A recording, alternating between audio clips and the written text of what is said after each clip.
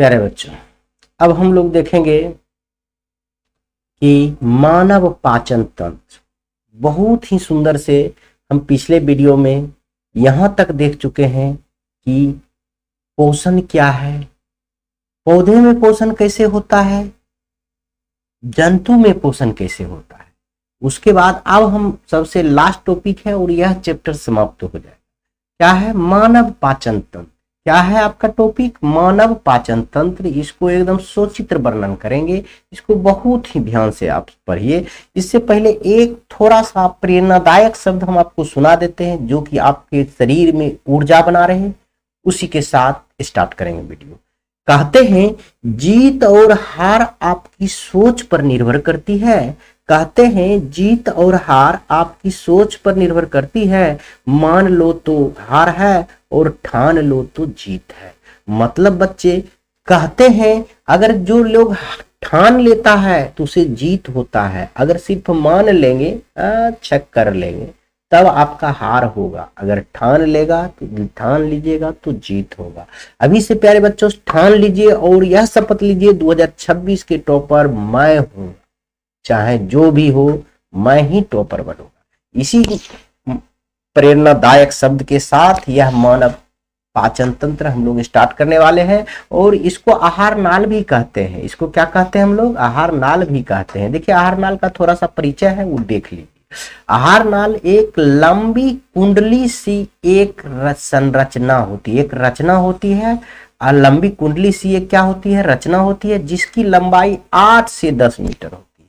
अब आपकी परीक्षा में पूछा जाएगा मानव पाचन तंत्र की लंबाई कितना होती है, तो आप कहिएगा 8 से 10 मीटर होती है। समझिए इतना लंबा होता है। इसकी शुरुआत मुख गुहा से होता है। मानव पाचन तंत्र का शुरुआत कहाँ होता है? मुंह से होता है। अब कोई कहेगा भोजन पचना कहाँ से स्टार्ट किया जाता है, तो मुंह से पचना स्टार्ट किया जाता है। ये नहीं कि एक ऊंची बातें हैं, वहां मतलब पचता है, इसीलिए कहा जाता है लोग को प्यारे बच्चों उसको चबा चबा के खाइए, आपके पेट के ज्यादा असर नहीं पड़ेगा। समझ गए? हमारे पेट में सेल होता है, ऐसे तो वह पूरा गला देता है, लेकिन चबा चबा के खाने से ही फायदा होगा। अभी देखिए हम बताएंगे, पूरा डिटेल से हम बताएंगे। मुख गुहा से होता है, यह गुदा मल द्वार तक फैला होता है। देखिए पूरा परिचय बता दिया। आहार नाल कहाँ से होता है? मुख से लेकर मल गुदा, जहां से हमारा अवशिष्ट पदार्थ निकलता है, वहां तक यह फैला होता है। वहां तक हम लोग पढ़ेंगे। ये 8-10 मीटर के बारे में, पूरा 8-10 मीटर के बारे में पढ़ेंगे। तो आपका क्वेश्चन रहेगा मानव पाचन तंत्र का सचित्र वर्णन करें, मतलब चित्र सहित। सचित्र मतलब होता है चित्र सहित आपको मानव पाचन तंत्र का वर्णन करना है। पूरा लिखते हुए आपको 5 नंबर यहां से आएगा। समझ गए? बहुत आसानी से आप लिख सकते हैं और आपका अंग है, आपका शरीर है, क्यों नहीं लिख सकते हैं? आराम से लिख सकते हैं। क्या लिखना है? मानव पाचन तंत्र में प्रमुख अंग एवं ग्रंथि भाग होते हैं। मानव पाचन तंत्र में क्या होता है? प्रमुख अंग होता है और ग्रंथि होता है। वह प्रमुख हम पढ़ेंगे, निम्नलिखित है। क्या क्या है? आगे आइए। पहला है मुख गुहा। आप देखिए भोजन का स्टार्टिंग हम कहां से करते हैं? आपको मुंह से। देखिए यह मुख गुहा है, यह देख रहे हैं आपका मुख गुहा है। यह कलर बदल लेते हैं। देखिए यह क्या है? मुख गुहा है। आपको दिख रहा होगा, फिगर बगल में दिखा हुआ है, यह मुख गुहा है, जहां से आप भोजन करते हैं। मुख गुहा में बहुत कुछ है, वह सब चीज के बारे में पढ़ेंगे। पहले यह समझिए मुख गुहा पाचन तंत्र का सबसे पहला अंग है। समझ गए? यहां लिखा भी हुआ है मुख गुहा आहार नल या पाचन तंत्र का सबसे पहला यानी प्रारंभिक अंग है। पहला लिखिए या शुरुआत लिखिए या प्रारंभिक लिखिए। यह पाचन तंत्र का शुरुआत अंग है।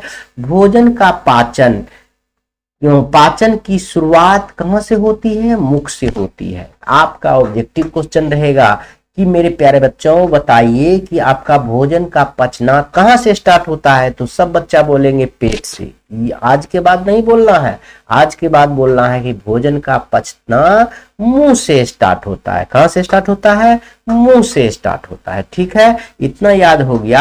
आगे आइए, मुख जिस गुहा में जाकर खुलती है उसे मुख गुहा कहते हैं। मुंह जिस गुहा में जाकर खुलती है उसे मुख गुहा कहते हैं। जैसे मुंह है, देखिए मुख गुहा, ये मुंह जहां से खुलता है ना, इसी को कहते हैं मुख गुहा। देख लीजिए यहाँ यहाँ यहाँ देख रहे हैं, इसी को हम मुख गुहा कहते हैं। इसको क्या कहते हैं? मुख गुहा कहते हैं। आगे आइए, इसमें क्या क्या होता है मुंह में? देखिए दांत होता है, आप तो जानते हैं 32 दांत होता है, अभी 32 दांत के बारे में पढ़ेंगे।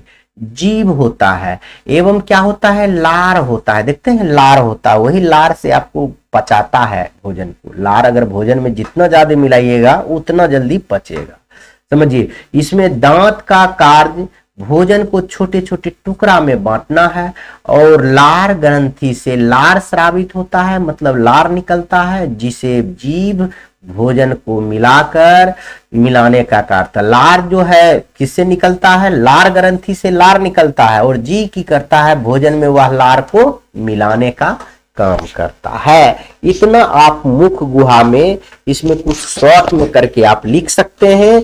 मुख गुहा आहार नाल का सबसे पहला अंग है। भोजन के पाचन मुंह से स्टार्ट होता है। मुख गुहा में अनेक चीज होता है जिसका नाम है दांत, जीभ और लार ग्रंथि।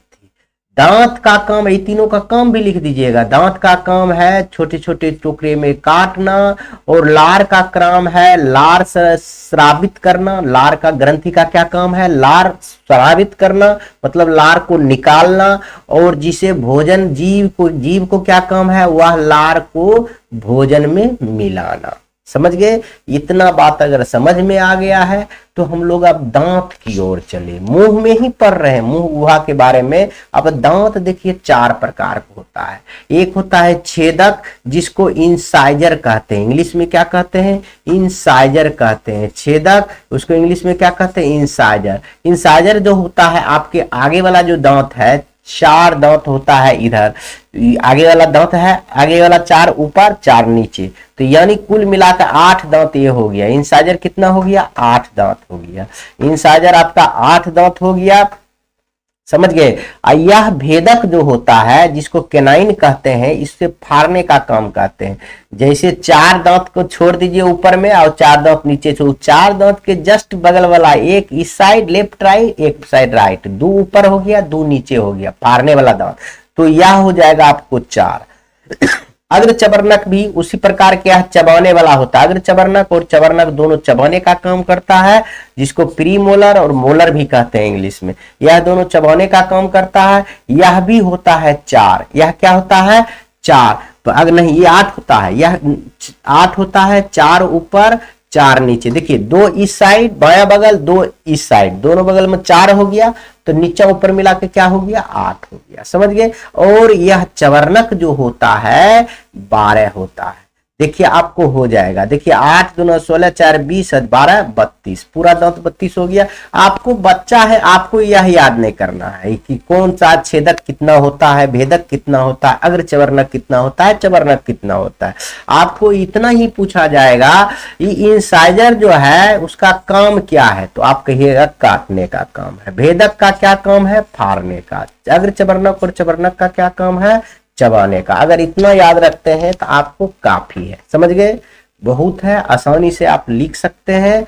और आगे आइए, आगे हम जीभ पढ़ेंगे। अब मुंह में एक चीज और है, जीभ है। जब दांत पढ़ लिए तो जीभ भी पढ़ेंगे। जीभ में सबसे इंपॉर्टेंट चीज है कि 10,000 स्वाद कलिकाएं होती है। जीभ में कितना होता है? स्वाद कलिकाएं होते हैं 10,000।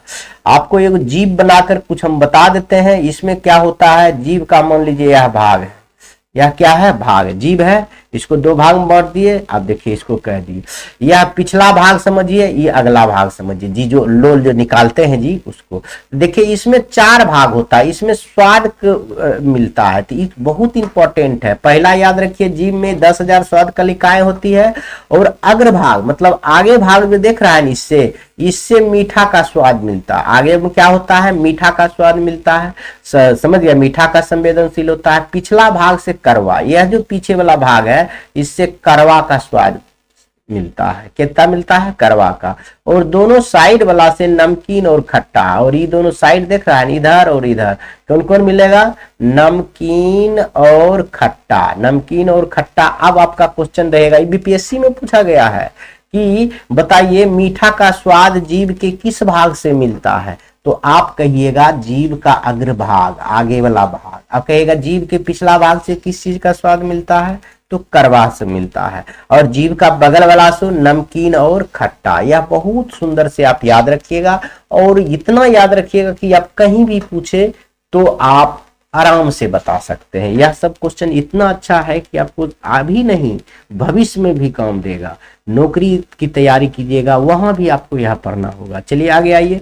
हम पहला पढ़े मुख गुहा, जिससे भोजन अंदर जाता है, और दूसरा पढ़ रहे हैं कि ग्रास नली। क्या पढ़ेंगे? ग्रास नली।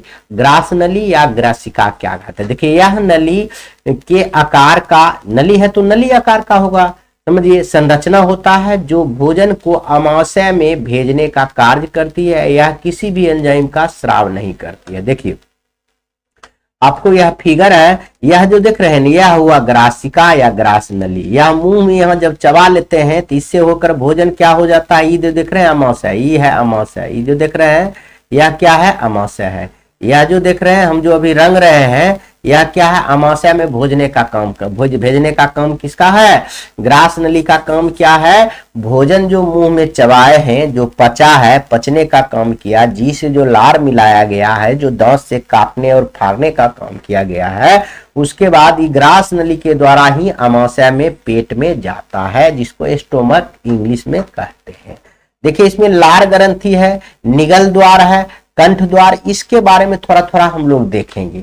ये कहाँ कहाँ है यह आपको बताना थोड़ा जरूरी है, इसलिए कि आपको यह जो है इसी पाइप में है। कहाँ है? ग्रसनी में है।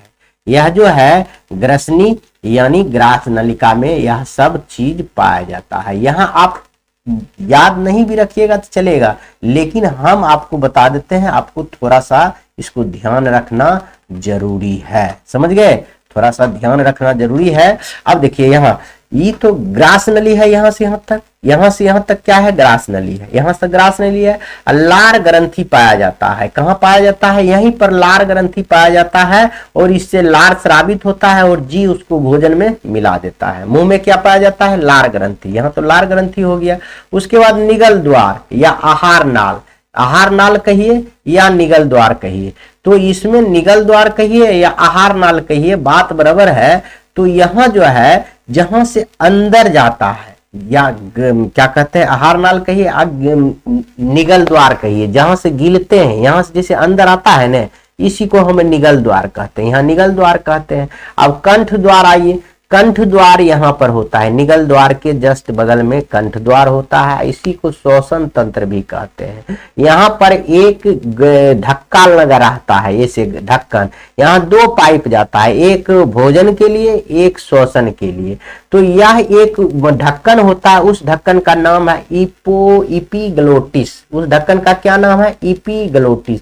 यह ढक्कन क्या करता है? आप सांस लेते हैं तो भोजन नली को बंद करके रखता है। जैसे भोजन करते हैं तो यह सांस नली को बंद कर देता है, आपके भोजन की तरफ के खोल देता है, जिसके कारण आपका भोजन सरासर करके इस स्टोमक में यहाँ पर आपको पहुंच जाता है ग्रसनी के द्वारा। अगर यह इसी में क्या होता है, आपके शरीर को मालूम नहीं हुआ कि आप भोजन कर रहे हैं, जल्दी जल्दी में खा रहे हैं, वह क्या हो जाता है, या श्वास नली में अगर घुस जाएगा थोड़ा सा भी भोजन, तुरंत से हुचकी आएगा, छींक हो जाएगा, पूरा एकदम लगेगा कि अथी कर दिया, ढकार कर दिया, मतलब अथी कर दिया, नहीं होता है, अथी आ जाता है, कहता कोई चिंता करता है। वैसा बात नहीं है। या तो जल्दी खाइए, उसको सूचना नहीं मिला कि इपोग्लोटिस इसको बंद कर दे श्वास नली को, अगर जल्दी जल्दी खाइएगा तब यह होगा। अगर चबा के अगर खा रहे हैं, अंदर जल्दी गिलने का अंदर नहीं कर रहे हैं अनाज, तो उसमें आराम से आपको इपोग्लोटिस क्या करेगा, इधर श्वसन नली को बंद कर लेगा। यानी ढक्कन का काम कौन करता है? इपोग्लोटिस करता है। और ट्रेकिया क्या होता है? यहाँ ये वो उठा हुआ आपका रहता है, यहाँ देखिएगा आपके गला में एक उठा हुआ भाग रहता है, उसी को हम ट्रेकिया कहते हैं। और एक चीज ये यह याद रखिएगा कि ग्रस नली में कर्माकुचन गति होता है। कर्माकुचन गति मतलब होता है ये पाइप जो है कभी बड़ा हो जाता है तो कभी छोटा हो जाता है। कहिए कैसे? कोई आदमी चबा चबा कर खाता है, कोई आदमी चबा चबा कर नहीं खाता है। मान लीजिए आप कभी पूरे रोटी लिए, कम चबाए अंदर कर लिए, तो उसको स्पेस तो ज्यादा चाहिए बड़ा होने के लिए, ज्यादा नली को फैलाना होगा, तो वह क्या होगा, नली फैल जाता है, तब वो पेट में भोजन जाता है। अगर कम ही पानी पी ले तो उसको फैलने की जरूरी नहीं है, आराम से सुकरले में पानी तो छोटी सी जगह में चल जाएगा, वह चल जाता है। इसीलिए कहता है ग्रास नली में कर्माकुचन गति होता है। वह में गति मतलब फूलने और सुकरने की गति होते रहता है। अब हम मुंह से भोजन लिए, ग्रास नली के द्वारा पेट में चल गया। अब पेट के बारे में हम लोग पढ़ेंगे। अब आगे पढ़ेंगे तीसरा पॉइंट की अमाशय। अमाशय मतलब क्या होता है? स्टोमक, इसे पेट कहते हैं, तो इसके बारे में पढ़ेंगे। देखिए ग्रास नली के आगे थैलानुमा संरचना को हम क्या कहते हैं? अमाशय कहते हैं। यह ग्रास नली के आगे यह जो थैलानुमा आकृति देख रहे हैं, ये जे आकार का, अंग्रेजी के जे आकार का, यही है अमाशय। यही क्या है? अमाशय, जिसका अंग्रेजी के जे आकार का होगा, स्र नहीं होगा, यहाँ अंग्रेजी के जे आकार का, अंग्रेजी का जे अक्षर के आकार का होता है। अमाशय में 3 भाग होता है, जिसमें अग्रभाग को कार्डियक कहते हैं। देखिए अग्रभाग मतलब ऊपर वाला भाग को कार्डियक कहते हैं। यह जो ऊपर वाला भाग है इसे हम कहेंगे कार्डियक। ये थोड़ा याद रखिएगा तो बढ़िया है, नहीं याद रखिएगा तो भी बढ़िया है, नहीं तो फिर इंटर में पढ़ना होगा, तो इसलिए याद रखिएगा। अमाशय यानी पेट के आगे वाला भाग को कार्डियक कहते हैं और मध्य भाग को फुंदिक कहते हैं। ये बीच वाला भाग को क्या कहते हैं? फुंदिक कहते हैं। फुंदिक, फुंदिक कहते हैं। इसको कहते हैं अग्रभाग को कहते हैं हम लोग, अग्रभाग को क्या कहते हैं बताइए? कार्डियक कहते हैं। यह लिख देते हैं, कार्डियक कहते हैं। अग्रभाग को कार्डियक और मध्य भाग को फुंदिक कहते हैं, इतना याद रखेंगे। और आइए पिछले भाग को पाइरोलिक कहते हैं। ये जो पिछलका भाग है, नीचे वाला भाग, इसको कहते हैं पाइरोलिक कहते हैं। पिछले भाग को क्या कहते हैं? पाइरोलिक। पेट के पिछले भाग को पाइरोलिक, मध्य भाग को कुंडिक और ऊपर वाले अग्रभाग को कार्डियक कहते हैं। इतना तो याद रखिएगा, 1-2 बार देखिएगा तो हो जाएगा। अमाशय में भोजन 3-4 घंटा रहता है। अमाशय में पेट में भोजन कितना देर तक रहता है? 3-4 घंटा रहता है। अमाशय में गाढ़ा लेप पदार्थ का एक कायम पाया जाता है, जबकि कायम तरल पदार्थ को चाइल भी कहा जाता है। जब कायम क्या होता है? तरल पदार्थ है, लिक्विड पदार्थ है, इसे चाइल भी कहा जाता है। अमाशय से पेप्सिन और लाइपेज एंजाइम का स्राव होता है। अमाशय से कौन सा एंजाइम का निकलता है? पेप्सिन और लाइपेज। अमाशय से कौन सी एंजाइम का स्राव होता है? पेप्सिन और लाइपेज। याद रखिएगा, अमाशय से कौन सी, जो कि भोजन पचाने का काम करता है। इतना चीज अमाशय के बारे में आप लोग याद रखिएगा, तभी जाकर आप लिख सकते हैं। और अभी कुछ नहीं हुआ, और आगे अभी देखेंगे, बहुत है, अभी थोड़े है, अभी है, और अभी 3 ही पॉइंट देखे हैं, चौथा पॉइंट भी देखेंगे। क्या है? ये शरीर की सबसे बड़ी ग्रंथि होती है। यकृत जो है यह शरीर के सबसे बड़ी ग्रंथि होता है, जिसको लीवर कहते हैं हम लोग। ये भार के विचार से यह सबसे बड़ा होता है। इसका वजन 1.5 kg होता है। इसका वजन कितना होता है? 1.5 kg होती है। यकृत में पित्त रस का स्राव होता है, जो भोजन को क्षारीय बनाने का काम करता है। यकृत से क्या होता है? पित्त रस का स्राव कहाँ से होता है? यकृत यानी लीवर से होता है। पित्त रस का स्राव कहाँ से होता है? लीवर से। लेकिन पेप्सिन और एंजाइम का स्राव कहाँ से होता है? पेट से। लेकिन पित्त रस का स्राव कहाँ से होता है? यकृत से। यह याद रखेंगे। जो भोजन को क्षारीय बनाने का काम करता है, ये पित्त रस क्या करता है? क्षारीय बनाने का। जो वसा को विखंडन करने के लिए तैयार किया जाता है, वसा को तोड़ने के लिए भी यह काम करता है। आगे आइए, अग्नाशय। अब समझिए, यह लीवर कहाँ है, यह भी एक बता देते हैं। यह जो देख रहे हैं, आपको यह थोड़ा सा साफ करके बता दें। यह जो देख रहे हैं लीवर आपको दिखा रहे हैं, रुकिए, लीवर जो आपको दिखा रहे हैं, यह काला से हम आपको दिखा दे रहे हैं, समझ गए? लीवर आपको दिखा देते। देखिए यह जो है लीवर, यह क्या है? लीवर। यह जो देख रहे हैं पेट को इधर, यह लीवर है, इसको कहते हैं लीवर। जिसको हम लीवर कहते हैं, जिसको यकृत कहते हैं, हिंदी में यकृत कहते हैं, समझ गए। इसी के नीचे जो पेट का जो ये है भाग, यही को कहते हैं अंडाशय। क्या कहते हैं? अमाशय। क्या कहते हैं? अंडाशय। अमाशय नहीं, अग्नाशय। सॉरी बच्चों, अग्नाशय। इसको क्या कहते हैं? अग्नाशय। इस भाग को क्या कहते हैं? अग्नाशय। ये सब याद रखेंगे, अभी पढ़ेंगे। अभी पढ़ लिए पहले मुंह, देखिए यहाँ पढ़ लिए पहले मुख द्वार पढ़ लिए, उसके बाद ग्रसनी पढ़ लिए, ग्रसनी ये होता है। उसके बाद पेट के बारे में 3 नंबर में, 4 नंबर में यकृत पढ़ लिए, चौथा नंबर में अग्नाशय देखेंगे। चौथा नंबर में क्या देखेंगे? अग्नाशय देखेंगे।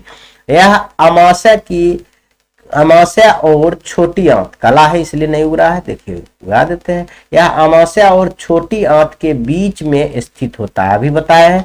अमाशय और, देखिए यह अमाशय है, ये पेट है, आई छोटी आंत है, इसके बीच में ही नहीं है अग्नाशय, उसी के बीच में है। तो आगे आइए, उसके बीच में होता है। इसमें से लाइपेज नामक एंजाइम का स्राव होता है, यह भी याद रखिएगा। लाइपेज नाम का एंजाइम कहाँ से स्राव होता है? अग्नाशय से होता है। कहाँ से होता है? अग्नाशय से होता है। देखिए यह आपको याद रखना है, पेप्सिन और लाइपेज दोनों किससे होता है? पेट से भी होता है, और ये जो है पित्त रस यकृत से होता है, और लाइपेज इससे भी होता है, अग्नाशय से भी स्रावित होता है, निकलता है। इसका मुख्य काम है वसा का अम्लीय बनाना। वसा को क्या करना है? अम्लीय में बदलना है, बस हो गया। अब छोटी आंत है। छोटी आंत आहार नाल का सबसे बड़ा भाग छोटी आंत का ही होता है। आहार नाल का सबसे बड़ी भाग क्या होता है? छोटी आंत होता है। इसकी लंबाई 6 से 7 मीटर होता है, और चौड़ाई 2.5 मिलीमीटर होगा, चाहे मीटर होगा। चौड़ाई 2.5 मीटर होता है। इसमें भोजन में मिले हुए सिर्फ वसा को पाचन करता है। छोटी आंत क्या करती है? वसा का पाचन करती है। तो छोटी आंत आप जान रहे हैं, यह जो है अग्नाशय, इसी के नीचे में यह छोटा छोटा जो देख रहे हैं, यह छोटी आंत है। उसके बाद ये मोटा वाला जो देख रहे हैं, यही बड़ी आंत है। यह बड़ी आंत के बाद यह आपके मल द्वार है, यह जो देख रहे हैं मल द्वार है, इसको गुदा द्वार भी कहते हैं। इससे आपका पूरा अवशिष्ट पदार्थ बाहर निकलता है, समझ गए। बस इतना ही होगा, अब उसके बाद कुछ नहीं है, पाचन तंत्र पूरा समाप्त हो जाएगा। देखिए क्या है, छोटी आंत को आप समझ में आ गया। बड़ी आंत देखिए, यह पाचन तंत्र का सबसे अंतिम भाग है, जहां सिर्फ अवशिष्ट पदार्थों में मिले हुए पानी को अवशोषण कर लिया जाता है, और बचे हुए अवशिष्ट पदार्थ को मल द्वार के रास्ते बाहर निकाल दिया जाता है। यह क्या करता है? बड़ी आंत, देखो जो भी अवशोषण है छोटी आंत से पहले ही हो जाता है। यहाँ सिर्फ पानी मिला हुआ रहता है। बड़ी आंत क्या करता है? पानी का सोख लेता है, उसके बाद जो है अवशिष्ट पदार्थ बाहर निकलता है। यही पानी नहीं सोखता है तो आपको झार हो जाता है, देखिएगा पूरा फर फर करके निकल के जाता है। यही कारण है कि छोटी आंत में गड़बड़ी होना। वो कहता है तो बहुत आता है पानी लेकर उधर से, हम नहीं सोखेंगे। बस इसी में सब क्या होता है, पैखाना के रास्ते आपका निकल जाता है। तो इसीलिए कहते हैं झार हो गया। और यह चैप्टर आपको पूरी तरह समाप्त हो गया। बहुत छोटे छोटे वीडियो में मैंने यह 4 वीडियो में आपका यह पूरा चैप्टर यानी समाप्त कर दिया हूं। आप आराम से पढ़िए, 1-2 बार वीडियो देखिएगा, एकदम पूरी तरह से आपको समझ में आ जाएगा। इसी के साथ वीडियो समाप्त करता हूं। जय हिंद।